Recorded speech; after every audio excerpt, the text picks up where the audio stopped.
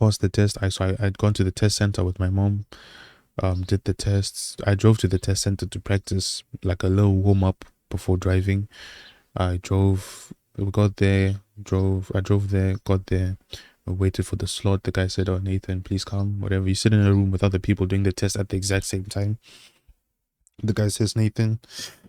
Oh, the guy says, "Nathan, please come do your test." You give him your provisional. Make sure you go to go with your provisional license, and give it to him. He says, "Okay." Blah blah blah.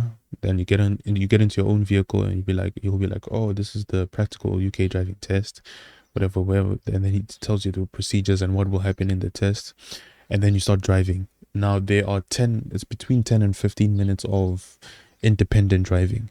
Now this independent driving, he can now say, or the instructor can now say, um,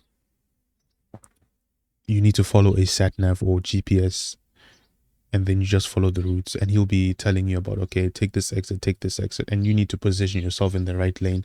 Like if you're taking the third exit on a 4 exit roundabout, you need to know that, okay, you need to be on the right or the inner lane so that you're able to make it out on the third exit, right? Because you're turning right, and then you need to indicate, you need to check your mirrors before indicating, all that stuff.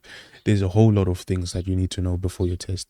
But yeah, I basically got there, did the test. The guy was lovely guy. I was stressing, but the guy, he knows about people stressing. He knows how to do his job properly. He's a lovely, lovely guy. And I'm not going to tell you his name because I had already dropped the test center. And if I told you his name and you get what I'm saying, you'll know who the person is. And I don't want that for him. But yeah, he's a lovely person. And he's also a very fair person. And he did his job splendidly. So I really appreciate him for that.